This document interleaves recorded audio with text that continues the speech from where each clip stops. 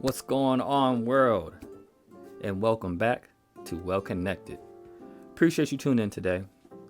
Got a dope episode in store. Today we're going to talk about something that's very passionate to me, and that's politics. And more importantly, my experience as a black, politically independent perspective.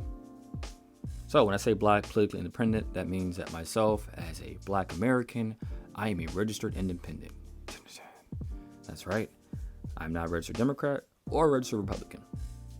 Now, although the black community votes Democrat a large percentage of the time, about 90% clip, I think there are very different issues and things that resonate differently with black Americans that can provide their perspective. And I want to talk about those things today. So for myself as an independent, what does that mean? Well, when I turned 18, I was always pretty much very aware of politics, conscious for what was happening, looking at things from a objective point of view. Now, with that being said, I definitely still have a lot of friends and family who are all Democrats, like most of the black community, people who are liberal and progressive. But at the same time, I have friends who are Republicans and conservatives and different viewpoints. And large part of that was really for myself. I've always been on being a leader. In undergrad, I was a political science major, so I got a large passion, especially understanding of legislation and policy and constitutional amendments and various different elements that shape this country from a large political perspective. And then times as well, working in education, I experienced liberal racism, and I'll touch on those things a little more. So for starters, right, I think the black community needs to understand that white supremacy and racism is a bipartisan product. I'll say it again, white supremacy and racism is a bipartisan product, meaning that both the Republican Party and Democratic Party, historically over time, has passed rules, laws, legislation, and policies that have negatively impacted the black community. It's objective. Now, from obviously a point of view just from exterior, the Republican Party has never done any organic outreach to try to reach the black community. And oftentimes, many of the prominent figures in the Republican Party, or at least on social media, these people like that, they may have a lot of negative thoughts and things that do not resonate within the black community or culturally. So we're not naive to that, right? But just because of that, the Democratic Party doesn't mean it's automatic better option. Now, I think for ourselves, we need to understand that like politics, in my perspective, has become very, very partisan nowadays, right? Everything is Democrat or Republican, especially in the past, like about 8 years, even going back from President Obama to, of course, 2016 with President Trump and Hillary Clinton, and then this past election as well. Things are so just volatile. Is that people are all about essentially burning the other side. I got you moments. And when that happens, you start believing anything negative about the other party. And I see that a lot. And for myself as a black American, unfortunately, I see black Americans as well are being used and exploited oftentimes within this rage and within this pettiness and with this exploitation, right? I think largely for Democratic Party, I think over time historically, have they passed policy legislation to help the black community? Sure. But a large part of that was in the back end about 50 plus years ago. I commend those things, but it was big, but since then, past 50, 40 plus years, you've been on the other side. And I'll touch on that, what I mean, especially with legislation and policy. Now, I think it's real easy to say why someone wouldn't vote Republican, but as a black person, why not vote Democrat? The point of me of this is not to tell a black person not vote Democrat or not vote or join the Democratic Party or anything at all. I think everyone has a right to believe what they want. I think politics should be looked from a respect standpoint, communication, dignity. This partisan stuff, honestly, is hypocritical. And it's like, as a whole, for black Americans, bro, look, we do not have a large amount of representation in this country from a political perspective. So let's put things kind of where they're at. So in Congress, right, there are 535 total members in Congress. You have 435 from the House of Representatives and 100 from the Senate. Okay. Out of those collective 535 total members of Congress, 62 are black. We have 59 members in the House of Representatives, 55 are Democrat, 4 are Republican. Out of the 100 senators that we have, only 3 are black. Tim Scott, Raphael Warnock, Cory Booker. 2 Dems, 1 Republicans. So again, I come back to saying out of this collective 535 members in Congress, only 62 are black. So from a macro perspective, like, we really don't have a large amount of representation from a federal level. What's very important is definitely from a state level. And that's where you see a lot more representation, where state representatives, state senates in different parts of the country. But again, out of the 62 total members of Congress, that's only from 28 states. That's only about half of the states. So there's still another almost like half of the country that doesn't have any federal black representation whatsoever. So with that being said, put in perspective, are we really in a position to play the whole partisan game? Because in that regard, the black community needs actual tangible policy. And for me, I'm all about tangible policy. Not about the fluff. Not about the exploitation. I feel like modern-day politics is from a fear-mongering perspective, a gaslight perspective, a shaming perspective. And especially with the Democratic Party, again, the point is not to tell black people not to vote Democrat, but to tell black people to vote for actual policy. I feel that we get utilized and exploited for our vote by fear-mongering us, by telling us slavery will come back, by chiming in on white supremacy and racism, and gaslighting us to go vote, because it's oftentimes used with many strawman arguments. And it's like, well, just because the other party may not be directly good for you doesn't mean this other party has good policy for you. And I think black people get very much utilized because we look at the past like 40, 50 plus years from a large perspective. There's a lot of negative policy that's happening against the black community, and a lot of it has come from different Democratic politicians. And so that's something that, again, it's bipartisan, but it's something definitely to talk about. So why would I not join the Democratic Party? Well, I think there's a lot of talking points and things the Democratic Party utilizes nowadays that don't necessarily align with the black community. I am very pro-black. I'm also pro-American. I pride myself on being proud of being American. Now, at the same time, I undoubtedly believe that white supremacy and racism exist in this country, and it always has and will, unfortunately. And there are lots of legislation and policy things that have been done with absolutely race as a primary factor to it. Now, with that being said, I'm not a victim. I'm not oppressed. It's a very unique balance. I grew up every year celebrating 4th of July and also celebrating Kwanzaa as well. My great-great-grandfather was a Buffalo soldier that served in the Civil War. In every major war since, I have family members that have served and fought for this country. In fact, as well, I can trace my ancestry all right back to plantations in South Carolina. My mom was really good on using a lot of ancestry and actually tracing our lineage here domestically in America, especially my father's side and mom's side. And as well, I've traced my family members back to the Freedmen Bureau. So I've been in America. We've been here. We built this country. You know, Frederick Douglass, once said, Abraham Lincoln, during the Civil War, he's known for freeing the quote-unquote freeing the slaves. However, his initial plan was to colonize us back in Africa. And he hosted a delegation of free black Americans. And basically said, hey, look, I don't know what to do about the slavery thing, but I can get you out of here. And Frederick Douglass told him, why do we have to leave? We're just as American as anyone else. In fact, we're more American. We literally have built this country. Now, the great thing about free speech and interpretation is that we don't have to think the same way. Now, with that being said, just because I have been fortunate to see the somewhat benefits at times in this country and that has afforded black Americans, I'm also very, very, very cognizant of the negative elements that have happened to black Americans, and especially from a more consistent point of time. From Civil War and slavery, the Jim Crow laws, to the anti-Negro laws of reading, through all the different legislation and civil rights movement, to disparities within health, disparities within financial elements, disparities within social progress. These things have been done on purpose. So I also at the same time empathize and understand if a black American may not see this country as proudly. When they see that flag, they may not see the same pride in it. And that's okay. Because I believe in free speech.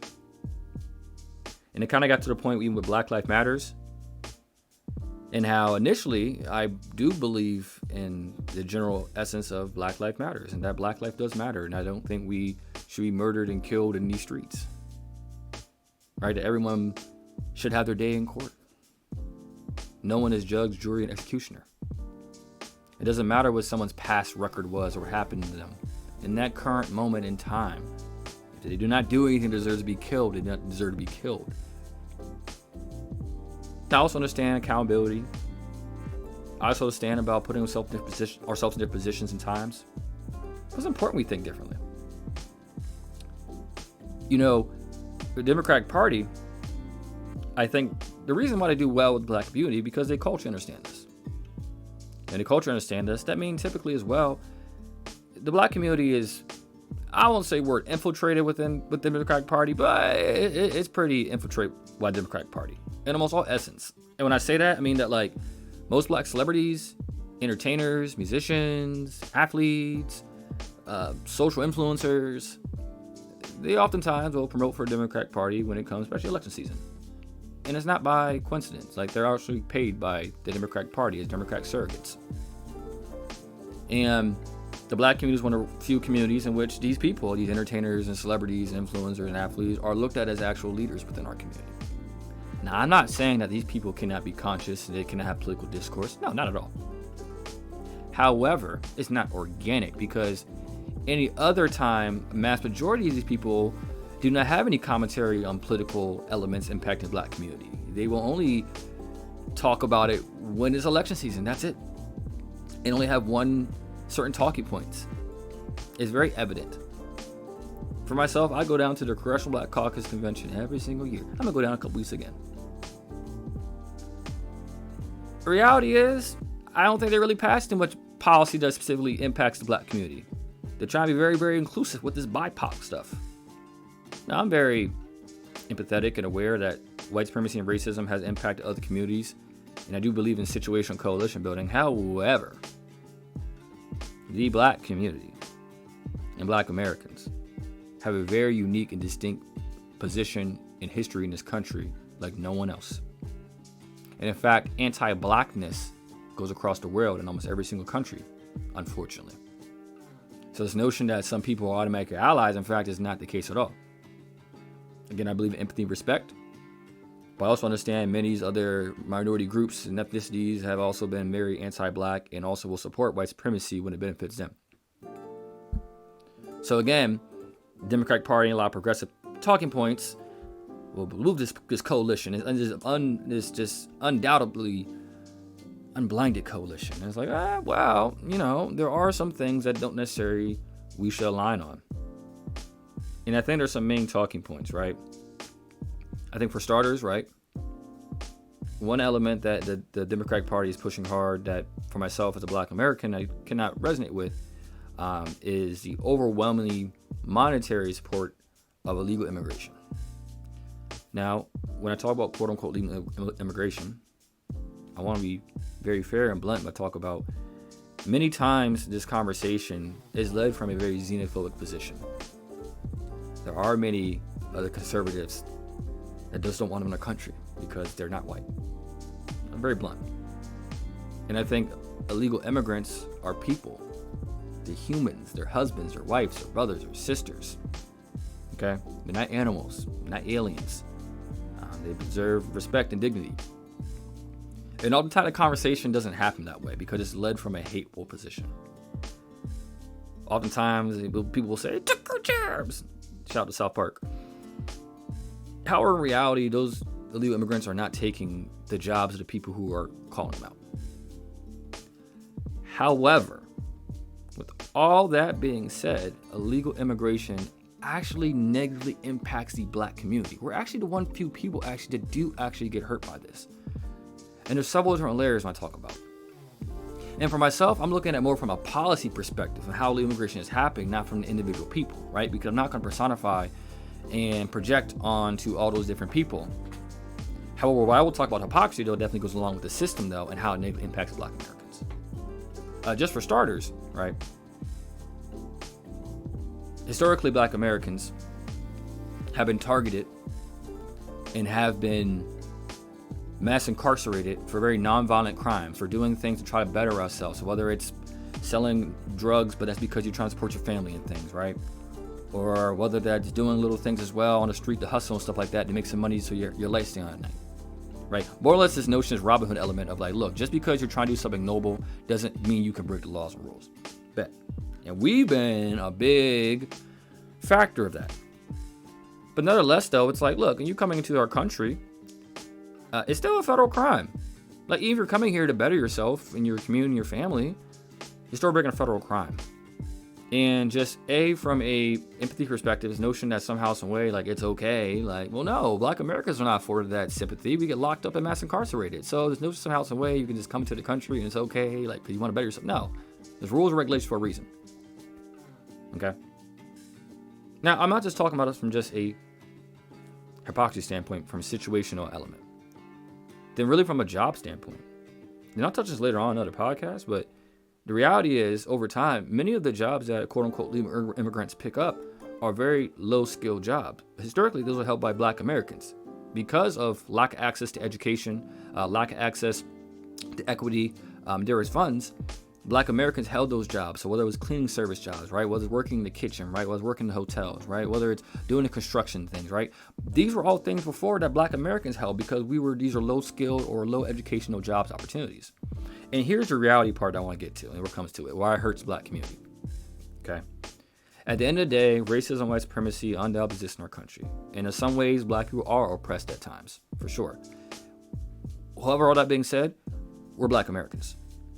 And because we're Black Americans, we still have to get paid as Black American citizens, meaning that there's still a minimum wage we have to adhere to that people actually have to pay us to. The thing about it then with legal immigrants is that, well, they're not citizens. So therefore, these companies know that, well, I don't have to pay you a minimum wage because you can get deported. You're just here and happy to be here. So to pay them next to nothing, which is still exploitation, right? I'm not saying that's okay. But next to nothing isn't still a minimum wage. You have to play a Black American citizen and actually provide actual things and elements from a government perspective because I'm an American citizen. So the companies will do, right, is that they go ahead and hire the legal immigrant instead of the Black American citizen because it's a lot cheaper. It's capitalism. It's messed up, but that's what's happening, right? That's position. Like from farming, right? Since 1920, there are 95% fewer Black farmers today. Now, at the same time, you see a lot of times those people, you see videos online of different immigrants coming to the country and people who are, picking farms, stuff and things, they're picking tomatoes, and the captain be, oh, no one else does this work. I'm like, well, no, actually, there was a large percentage of Black Americans that did that work, but unfortunately, for time, that got exploited, and we were, due to white supremacy racism and lots of policy, have our farms and lands taken away, and often those labor jobs were replaced, well, with cheaper labor force. And so, there's a large perspective to go around to it, and even now, especially in certain cities where you see actual reparations and monies given to illegal immigrants and migrants who are into those states and giving in checks and housing and get bussed around. I think it's all messed up altogether, right? So I'll never take joy in seeing people struggle. But at the same time, where's hypocrisy? You got Black American citizens who are homeless on the streets. You got Black American citizens living in average poverty. You got Black American citizens who vote. You got Black American citizens who are veterans who are on the streets, right? And it's like, we get left behind. But again, for the Democratic Party, I take this home, is that, look, right now they know that their party is growing and the Hispanic community is going to be a big voting block to it. And so especially they're going to cater to a lot of those talking points. But because of that policy and legislation, right, that may not benefit the Black community, doesn't matter because they know for Black people, well, it don't matter what we do. You're going to vote for us regardless. We don't got no actual policy for you. But policy like that actually hurts the Black community. So what I say is that, like, I will never ever call ICE, okay, have someone deported, any of that stuff, right? No. But I'm also not going to sit here and cheerlead and act like this stuff doesn't impact and hurt the Black community and Black American citizens. Yes, it does. Right? So that's a big point why I can't get jiggy with the Democratic Party and quote-unquote progressives, right? Because that part does actually hurt us. Now, on the other side, right? Well, you would think with some of the talking points that I can come over to the Republican Party. Well, not. You see, the Republican Party, they suck at any outreach. Historically, right, when someone thinks of Black conservative, right, or Black Republican, It may be someone like, Ben Carson or Clarence Thomas, right, or Colin Powell. And then nowadays, you have the main pundits, whether it's Candace Owens or Brandon Tatum, and these Turning Point USA. And the problem is, the hypocrisy I see is that, like, the Republican Party will champion free speech, right, and leaving the left and thinking differently. But reality is, all they do is spew anti-left talking points, but they still have to adhere to conservative talking points. Like, they can't get off the plantation. Turning Point USA, which in some events and things, organizations, sure, they might have made some good points, but most of all those people, they all still work for Master Charlie Kirk. The white man. Like, he still runs the show. Like, you people aren't truly independent thinking. And in fact, that's one problem with on the right, is that most black conservatives is that they are not solutionary based.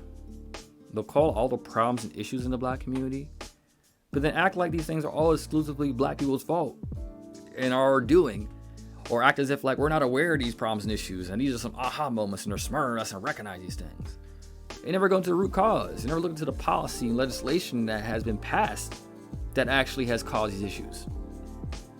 And in fact, if they had any type of intelligence or any type of actual wherewithal to actually care about the black community, they would see that some of these legislation and policies done by the Democratic Party, but they're too lazy to get to that. They're just blaming it on black people. That's all our fault. No solutionary based. And they have to adhere to all the talking points of the right. You saw this recently with Ron DeSantis in Florida, and what I would call is anti-American legislation trying to remove black history out of the history books down there. This is communist behavior, it's Marxism, call it what it is. A lot of communism, conservative communism, what I call it, where you're doing this revisionist history. Black American history is American history. I want to say that. Black American history is American history. And in fact, to my other conservative people watching this, Republicans, a lot of times you guys are maybe first or second generation Americans yourself, who have never fought in a war or sacrificed an ounce of blood for this country. So to come to and tell black American citizens what is American history is absurd to me. It's absurd. You're not more American than us. You don't get to write what American is, what's American not. So to that point, you saw when black conservatives who did speak out against that, especially Representative Brian Donalds from Florida, who I will tip my hat to, Republican representative and House of Representatives. He spoke out against it, essentially saying, well, that part, though, and especially when they're trying to get to minimize slavery, and as if somehow, some way, black people learn a trade and slavery benefited black people. It's disgusting. You would never say that about anyone else. It's a very lack of understanding of American history. And quite frankly, as a Republican Party, oftentimes is always anti-college and college is a scam, get a trade. They're a party of the non-academic. And so they don't know how to research, I see oftentimes. They use straw man fallacies and positions. And that's why the liberals kind of always right and beat them. That's why I'm like, oh, I can't get down with y'all. Y'all corny. Most black conservatives are corny. Now, I have found there are also a lot of definitely pro-black black conservatives who do believe in race and white supremacy, but also believe in conservative talking points and rhetoric, and that's okay, and that's good.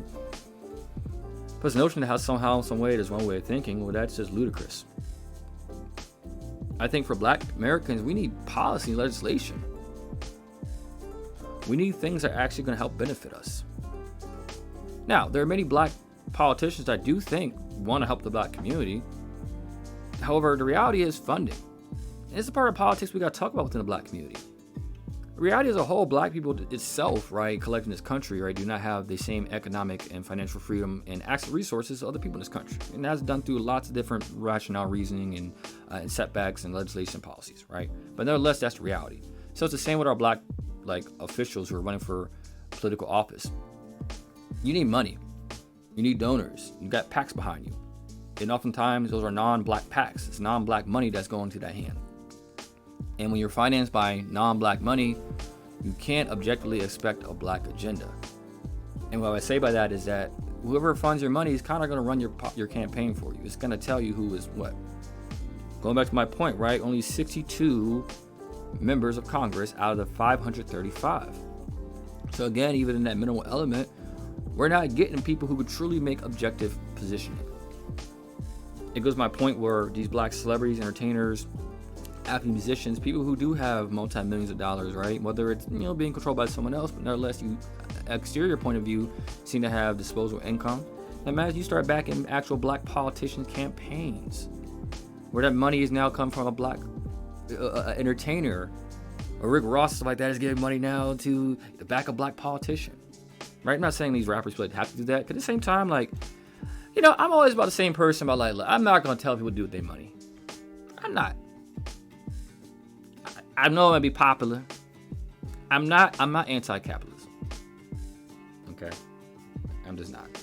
I think definitely, like many things, it can be used and has been used to harm the black community, but at the same time, look like Black Wall Street, right? I think a lot of these black financial institutions, things we built for a time, that have benefit of capitalism. And quite frankly, the black community is enriched in capitalism, from cars, fashion, rap music, $400 dates, all these different talking points. Thing is capitalism, right? Now, again, it has been hurt the black community, but I'll never be anti-capitalism. Look, everybody eats, B. All right, we gotta get ours. So, with that being said as well, I'm not gonna tell people what to do with their money, but I will say that a lot of these black entertainers and people like that, athletes, imagine start backing black politicians or get money to HBCUs, and we have more political science majors. I went to HBCU, Delaware State University, gang. I was one of the few, maybe in our political science department, right, as small as it is, only like 2 black men. It's like we need more overall political awareness, understanding these elements. And it's like this whole partisan element, black, we gotta stop being used. Look, I'll be honest, even especially this past election cycle, like you had a lot of these politicians who were like anti-black policy. I look at Amy Klobuchar, right, when she was a district attorney at her in Minnesota at the time, previously Derek Chauvin, the officer, ended up killing George Floyd. He had killed multiple times before that, and he had been tried and actually had been charges pressed against him. And both times, Amy Klobuchar decided not to press charges against him and released him. And imagine how you've been put around behind bars, he would have been out there to kill George Floyd. In fact, if you look it up right now, her campaign was actually called off because Black Lives Matter protesters interrupted her campaigning because of these stuff. Look it up. But somehow, some way, like, she was for the culture. Or Minnie Mike Bloomberg for stop and frisk, mayor of New York. A lot of black people got incarcerated of that. A lot of black people locked up in Rikers. Khalif Browder is definitely part of that. But somehow, some way, because against Trump, it's okay. Like, that was a problem. Like, everybody, as long as you were against Trump, it didn't matter who you were. We were celebrating you. Look at George W. Bush that let black people die during Hurricane Katrina, went on vacation. But suddenly, because he's not Trump, he gets rebranded as Bob Ross and like a humanitarian and stuff. I'm like, are you kidding me? It's still part of the problem, I think, sometimes the black community is that, look, ultimately with black conservatives and black progressives is that it's still sometimes white sympathizers. And when I say that in the sense that, like, because of white supremacy and racism, subconsciously, they don't think they're the same to white people. And so they need white people to pat them on the back or acknowledge them. They think that their essence and their being matters. It's the same thing why people complain about the Oscars or Grammys are not enough black people nominated. Bet. I understand the importance of representation, but at the same time, like, why you only want it because the white people are nominating that, right? Like a BET award or Soul Train award should count just as much, in my personal opinion, or create our own award show, right? Or always trying to change a cartoon character or some of that to be black.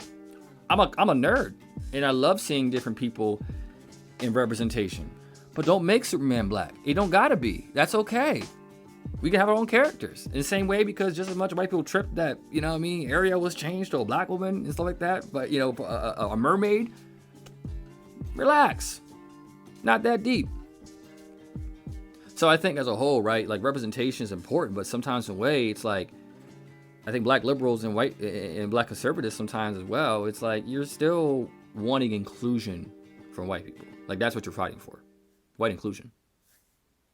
And again, I'm not saying as a black person you can't have white friends or anything at all remotely. Like, no, of course you can have friends with anybody. But subconsciously, black liberals and black conservatives are oftentimes fighting for white acceptance and approval. So they say the things. A black progressive will come out and be all anti-Trump. Nah. You get the pat on the head by the black white liberal. And then vice versa. Then, black conservative, like, wow, racism doesn't really exist. And white supremacy doesn't exist. And get pat in the head by the white conservative. Okay, cool. But none of y'all have actually progressed in the black community. And at times, especially over the past like 4 or 5 years, and looking at how the election went down from 2016, having independent perspective on that. So yeah, I call this stuff. I know Russians. Look at the exit polls.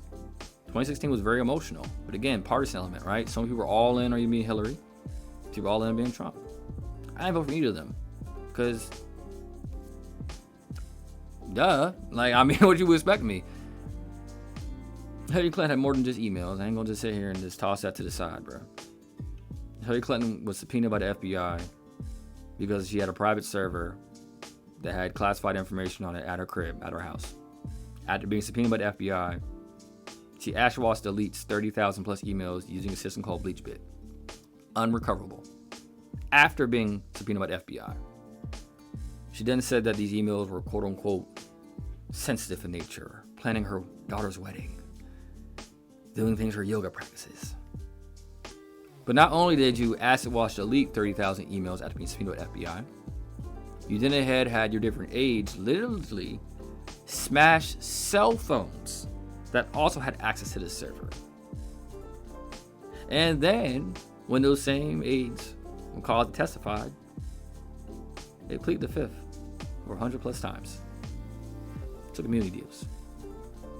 Now, for someone that had nothing to hide, just emails, it's like, where is the integrity? Are you kidding me? Can you imagine if Trump did that? Can you imagine? Let me put perspective for y'all. Could you imagine if Trump had been subpoenaed by the FBI because it said Trump had a private server at his house that he was using classified information on at his house?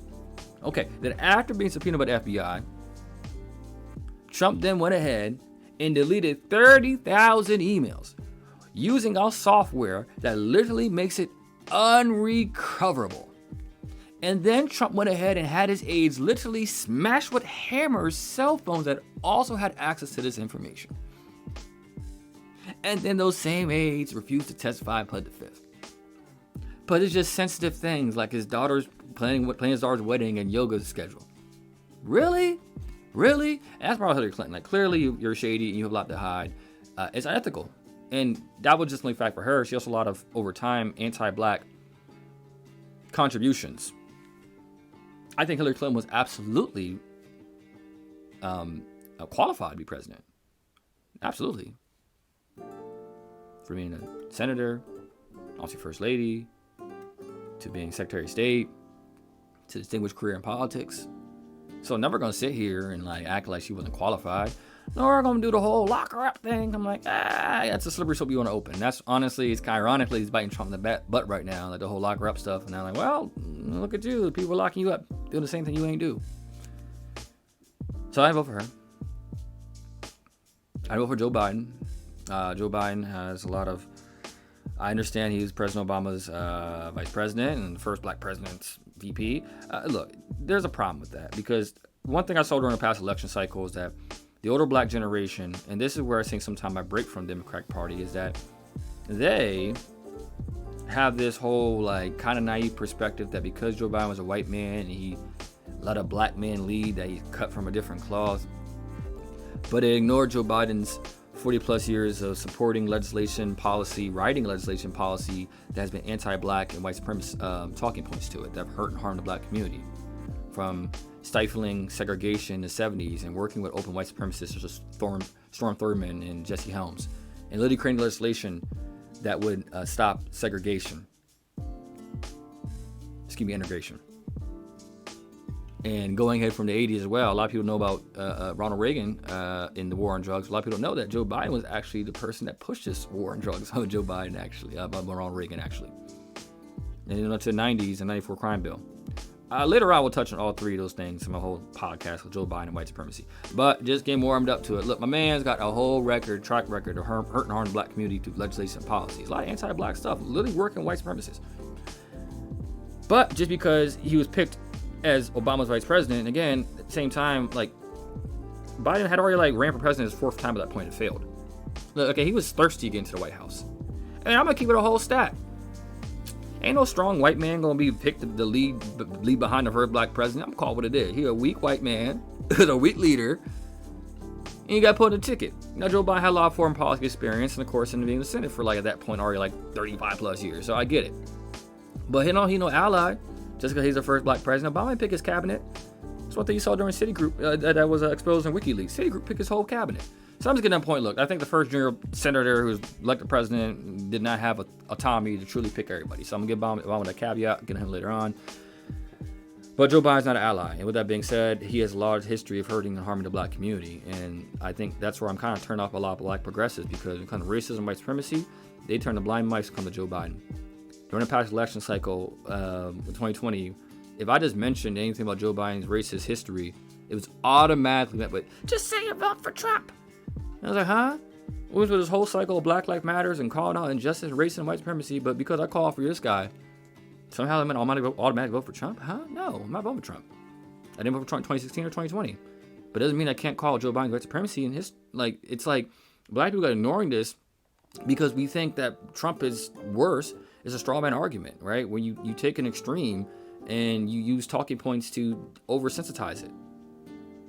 It's like, look, man, like, you see Joe Biden, like, he was running, he even said, oh, if you ain't black, you vote for me. Like, this arrogance he has, it goes back. He's a white man, thinks he's better than black people. Please go look his information up, and I will go on him later on. But I did not vote for him, nor vote for him again.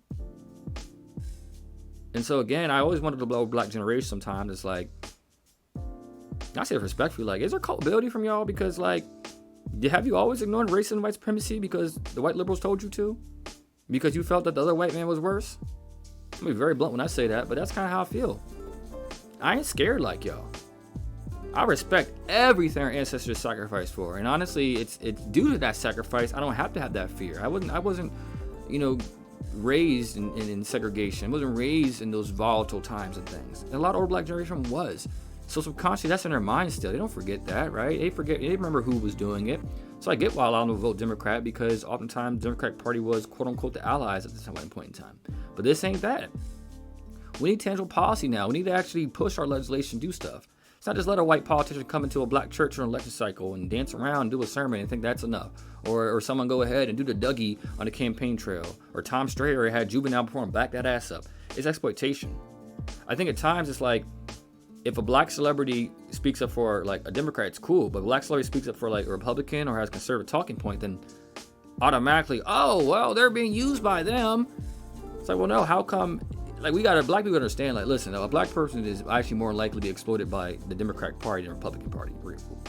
And in fact, a black progressive and a black liberal is more likely to cancel a black person than a black conservative. Like, black liberals, black progressives be like canceling black people, just distorting black people's name, image, everything in a heartbeat. Again, subconscious, I think, for patting the head of a white man. Now, again, I think that it's very important that black people have coalition building, sure. But this notion that automatically, like, Democratic Party is like the allies is like, nah. But again, the problem with black conservatives can understand is like calling Democratic Party Democratic plantation, Republican Party plantation as well too, bro. They don't try. I think there are some growing people within the party that can help out. Like, I like Tim Scott, Sonny Johnson. Like, you got people out here in the black conservative community who are voices and rising up. But also, we can call out both sides. Like, I think part of it is like, look, like a black liberal and a black progressive will defend degeneracy and all negative elements that white liberals put upon the black community. And a black conservative will defend and look past race and white supremacy. Both sides are taking attributes and things that are, quite frankly, harming the black community. And so, the attack on the black family has been huge. The black nuclear family has been destroyed over the past 40 plus years, but that's always the case. We need to realize, like, up till like that in the mid-70s, black people still got married over 85% of the time. But you look at since then, like, well, what happened? Well, you had the war on drugs when the black men were taking out the household, and mass incarceration happened. You had the AIDS and crack epidemic that mentally, physically, and spiritually desponded the black community as well and everything. You also had the systematic element of the welfare system and how it kind of benefits the black man or a man not being around in a household. And all these things rolled up in one in the past 40 plus years have caused, unfortunately, the black household to be taken apart. And sometimes I think black progressives have this revisionist history, and what we use, like, we'll cosplay this whole, it takes a village to raise a child thing, like Power from Africa, and not understanding that what that truly means. The black nuclear family, is one of the oldest conceptions in human history, and it originates from Africa. There are many different families nowadays, absolutely, and no one can control what type of family they're born into, right? And I really understand that part. However, you can control what type of family you create. And this notion that the nuclear family, like, I've been blessed that my parents have been married for 40 plus years. I'm blessed to be raised in a nuclear family. My mother and father have loved each other. I've seen a black man love a black woman my entire life. I saw a black woman being taken care of, supported by a black man my entire life. I saw a black man hold a door open, how to treat a black woman my entire life. To act as if that doesn't matter is absurd. Having multiple resources. Now, I can relate to people. I was actually raised in a single income household. My mother was a stay-at-home mother, but father worked. My dad still only made about $65,000 a year, the most he ever did, and that was with 6 people in the household. We were smart, we were efficient, we were middle class. We weren't rich, I wasn't poor. But we made it together. But the togetherness of our family, and my mom being home with us, I wanted never daycare to my entire life because my dad worked. My mom could do that. I never seen my mom outward struggle and have to work multiple jobs, support us, and keep the lights on. I'm very blessed for that. Why? Because she had a husband. To act as if it doesn't matter is absurd. And I think sometimes the Democratic Party is getting away from the black nuclear family. I think these different initiatives, Black Lives Matters, the movement started off well, but unfortunately it was coerced and by people who did not want to see the nuclear family and the black man family be there anymore. We gotta get back to the basics, because as well as also 2 people in a household means 2 incomes. That means save money up. Financially, it's smart. So different elements in which we need to understand that yes, we're under attack from different layers, but we need to come together. I think black people understand that, look, if a Republican has tangible policy to actually help the black community, then listen to it. And more importantly, for black people, I'm not saying you shouldn't vote Democrat, but you just gotta get something for your vote. Make them work for it. Get some tangible policy in place. They can't just think we have our vote in the bag like it's nothing. And vice versa, don't be gaslit or shamed or bullied into having to vote for a candidate. I won't. Because that's most of all times it comes down to is, oh, you're going to vote for such and such. They say you're voting for Trump or insert some other person. That's not how that works. That's not real policy. Those are people who are coerced and corrupted the black community. And there's a lot of degeneracy that happens in the black community that, quite frankly, we need to call out. I believe in inclusivity, absolutely. I believe all Black life matters. And personally, myself, doesn't matter what your sexual orientation is or your gender or what you identify as, stuff, anything. As long as you black, in my personal opinion, like, we all here with it. Okay? Now, with that being said, we got to focus, though, on issues that, from a utilitarian standpoint, that impacts the most amount of people. That's health, that's financing, that's social justice. Like, those things are very important that we need to come together and focus on, right? Those other elements and different subparts in the black community are very important, and not that they don't matter. But let's make sure our energy is kept the same and building up with each other, right? The black community doesn't have much economic power and control, right? We got a $1 trillion annual spending power, but 95% that's spent outside the community. So remember that as well. A black person can't, like, really oppress, like, any of the community, because we don't own nothing. When I say that, like, you can verbally be oppressive, you can physically be oppressive, but, like, sometimes, like, you see, like, certain, like, oh, reverse racism is racism. Sure. Like, bigotry is wrong, right? But I don't think they understand what racism a lot of times comes from control. Like, there is no industry that, like, black people own and are leaders of, and in that industry we actually own, we utilize to discriminate white people and hire only black people. Like, that doesn't happen. We don't own anything like that. Like, the music industry isn't owned by black people. There's a lot of black people in it, but it's non-black people who are the owners of the industry. We don't dictate the culture, almost anyway. Most black culture, quite frankly, is dictated by white progressive culture or non-black culture. And so we need to understand that as well too. Like, we need to have a betterment of our control or influence, what we can do. Being a black independent can have you all over the place sometimes from political perspective. I love black people, I'm black first for sure. But also understand as well too, like, I'm not gonna fall into victimhood, I'm not gonna fall into oppression, I'm not gonna follow these same talking points and fear-mongering things that happen. That ain't it. And we gotta get back to the basics. And so I know today I was kind of jumping in. I think we understand that, again, we have only 62 black members of Congress out of the 535. We need more bipartisan element. We need to work together and stop being exploited. And more importantly, we need to demand tangible policy. Just because someone is anti-Trump does not mean they are an ally or want to help the black community. We need to stop these slippery slopes like that. This doesn't mean that. But I think there is more of a concise voice coming up. In this podcast, I'm going to touch on this primaries, each candidate. But more importantly, black people, be aware about how we use our vote and the importance of it, right? Our ancestors fought and sacrificed so much to have the right to vote, which I agree, but I think they had a right. They fought for us to have the choice to vote. And if you don't think a politician doesn't represent you or they don't have policy that engage with you, don't vote for them for the sake of voting. That's backwards. That's where that gaslighting comes from. That's why you got to vote my party. No, I do not have to vote that party if I don't believe they will help me out. It's okay to think differently. It's okay. You don't have to be a Democrat. That's cool. Like, I know some people may bully and gaslight you, but that's okay. You can still be a caring, empathetic, loving person and not be a registered Democrat. Doesn't mean you can't vote that if a politician has a policy for you, but to vote blindly that, I think we got to stop that, quite frankly. We're the only group, Black America's the only group in this country that really primarily only votes for one specific party, like in a large faction like that, right? Other parties, they get kind of split up. So we need to be aware of that. Nevertheless, appreciate you tuning in today. A lot talked about, kind of got my backdrop and views. You don't agree with everything I said today, that's cool. See me some of the talking points I'm going to get into.